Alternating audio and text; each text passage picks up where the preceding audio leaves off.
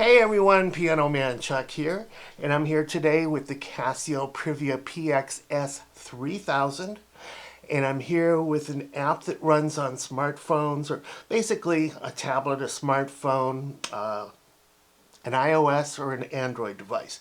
It's called Casio's Chordana Play for Piano, not to be confused with Chordana Play. This is the Chordana Play for piano. And there's a few different keyboards that this works on, but this is going to be specific to the PXS3000. So what you see here in this video today is going to apply to that. So when you fire up the Chordana Play for piano, this is what you get. All right, now it's connecting. It says I've got the connection. Now here's the thing. Aside from the piano remote controller, everything else is hooked up to your keyboard with Bluetooth. So you don't need any cables or wires or anything like that. Even the MIDI player, it's all with Bluetooth.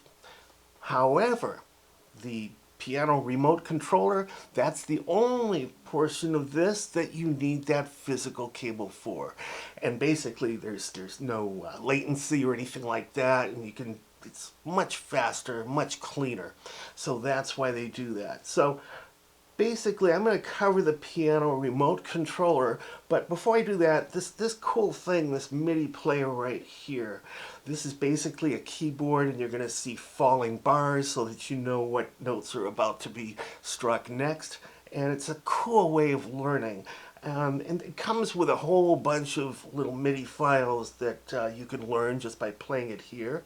Or you can open up your own, which I did. MIDI file here. What I did, I recorded myself playing Queen's Somebody to Love. So when you go ahead and load that and play this, basically it's going to look like this. Isn't that cool? You can see exactly what's being played and all that kind of stuff. Really cool way of learning. You can do a lot of different things with this too. So basically I put together a whole bunch of classic rock stuff in MIDI format so you can teach yourself how to do that on this. More information on that on my website, pianomanchuck.com. So, and Synthesia was another program that was basically doing exactly that, and people have been learning to play whatever they want. They find the MIDI file, and once you load it into Synthesia, and now Chordana Play for Piano, it becomes the tutor. It shows you how to do it. It's so cool. Well, anyway, the main part of this video, the piano remote controller. All right. So we get here, and we can send from the app to the piano or from the piano to the app. We're going to do the app to the piano. Okay?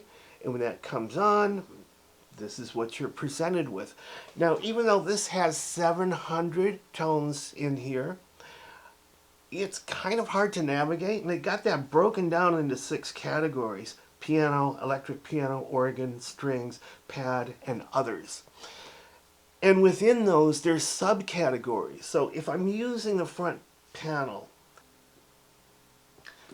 and I choose piano, which I'm already at,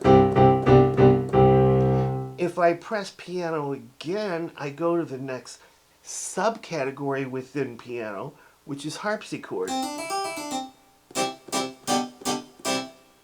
If I press it again, well, I'm back at piano. But let's say I choose the others category. All right, and I'm presented with a nylon guitar.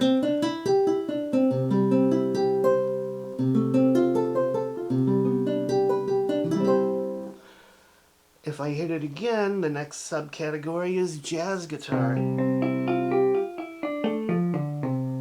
And if I hit it again, the next category is acoustic bass.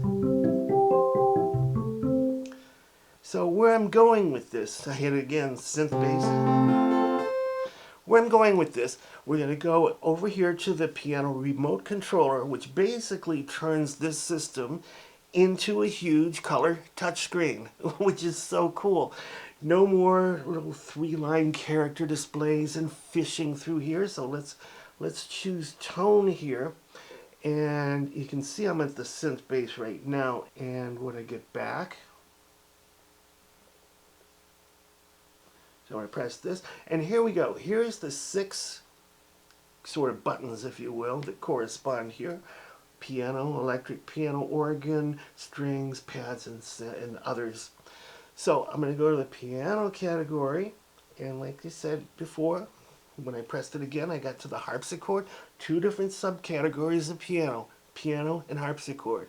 So I'm on piano right now, and these are my choices for pianos. There are 24 different ones here. That's pretty cool.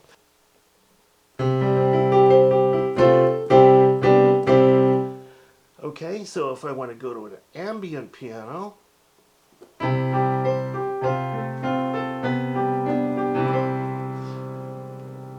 a rock piano,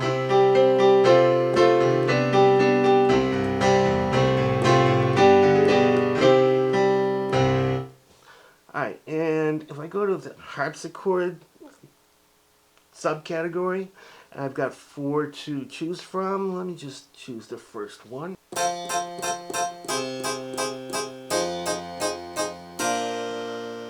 It's pretty cool how you can navigate. You could just fly through here as opposed to using these plus minus keys once you're in the category you want, so that you can figure out what to choose. So if I want an organ, let's say I want a pipe organ. I know that's going to be in the organ category. And here we go. There's a pipe organ subcategory with 3, 4, 5, 6, 7 different organs to choose from. So here's a pipe organ.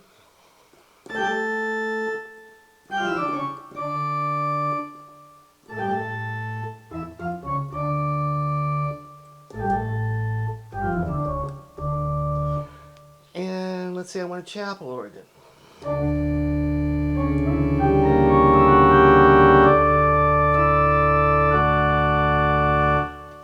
Or pipe organ 3.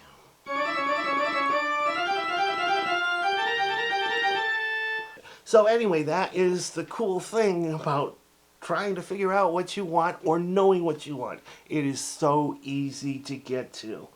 Let's go back here to the piano.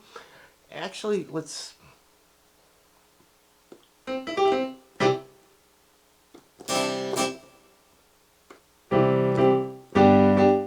There isn't anything that you can do here that you can't do with the front panel. It just speeds things up and makes things so much of a pleasure to work with when you have a nice color touchscreen here. And I'm just using a little Android phone here with a 5.5-inch screen. But if you have a nice tablet, you know, really big, that could be really nice too. So aside from that, there's a whole bunch of other stuff that you can do here. I mean, turning on layers is so easy. I've just turned it on. And they're both set to piano, so let's change one of the layers over here to, let's say, a pad. And let's make that synth string 1.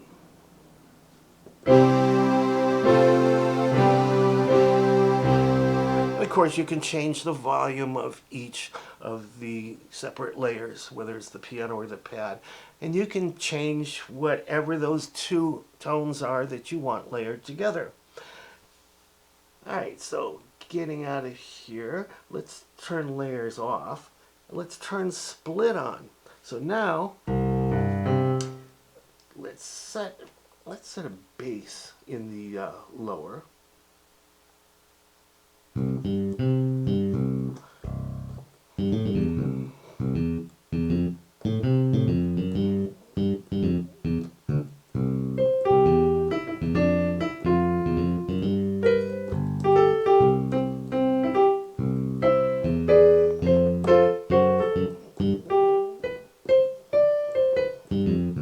I probably could have picked a better bass, but just basically picking the first thing that comes along for the purposes of demonstrating this.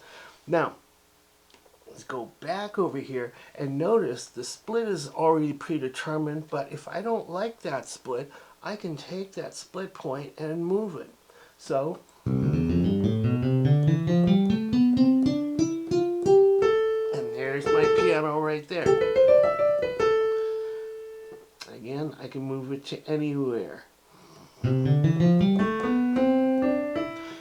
Alright, and now, not only do I have splits and layers, so let's turn layers back on again. Basically, I have two layers on the upper, piano and pad, and on the lower, bass. So essentially I've got three tones going on at once, a layer on top and the bass on the bottom.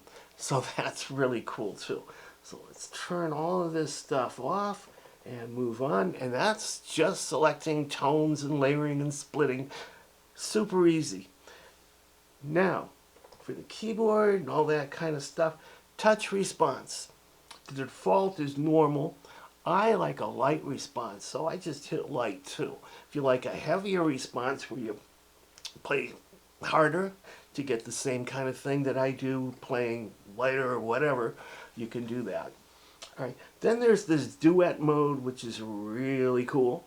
So you turn that on and the keyboard becomes two equal pianos of 44 keys each.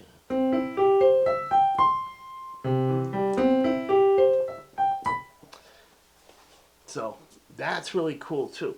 And if you turn on this pan function,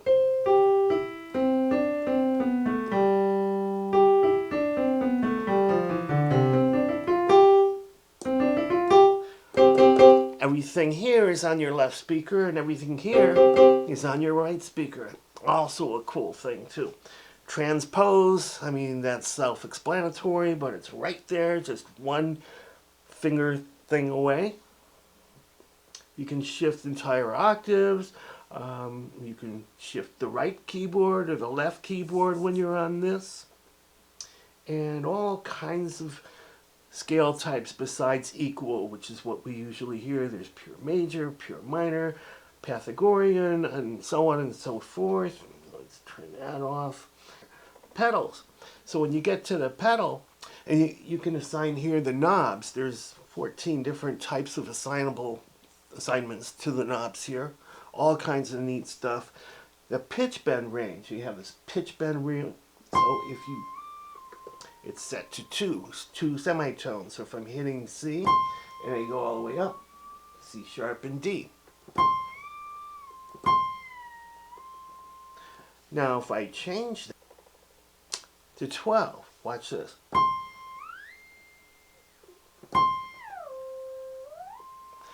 So now I've got two octaves here from my original note. An octave up and an octave down, just because I've specified 12 semitones. Really cool. And to reset that, I just hit reset and I'm done there.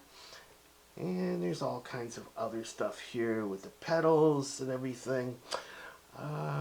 The acoustic simulator, for those familiar with Kawai's Virtual Technician, this is very similar, not quite as detailed, but here you get to control your string resonance, the damper resonance, damper noise, key on action noise, and key off action noise. I'm not going to go into everything because we don't have that kind of time. I just want to do an overview of what all these things are capable of here by using this app. Okay, then effects. We can go into effects here. Hall 1, and you got all kinds of effects here. Surround mode, and so on and so forth. Built-in songs, I think I kind of showed you that already. There's accompaniments, and then there's MIDI. So there's a lot of stuff. The main thing I wanted to show you was the tone thing, because if you are taking this to a gig, and you are the keyboard player, and you do different parts, and you might be doing a bass for one song, you might be doing a piano for the next, an electric piano for the third, or maybe a mixture of a few different things. This is the way to go. It is so easy to navigate these 700 sounds when you're in there. If you don't have this, yeah, you can still do it with the front panel, but it's a lot more work. And if you need to go from one song covering that, whatever you're playing, piano, into going into some kind of wild guitar selection in another, and you got to do it like that. This is the way to go. You also have registration, so that's another thing, but you need to know what you're doing in advance. So in the band I'm in, we don't like to do things in advance. In other words, we don't have like a set list that we go by. It's basically we feel the audience. And if we've done something slow and now the audience wants to speed it up and get out there and really rock and dance, well, the band leader might call out, let's do this song next. And I know what my parts are supposed to be. I just need to get to those parts and tell the keyboard that I want to do a flute on this or I want to do something else. So anyway, I hope this has helped you out, and this whole thing makes this keyboard worthwhile when you're in a band, and I'm sure when you're at home too, it saves a lot of time and it becomes an invaluable teaching tool as well. So hope this has helped you out, Piano Man Chuck. Peace out. Thanks for watching.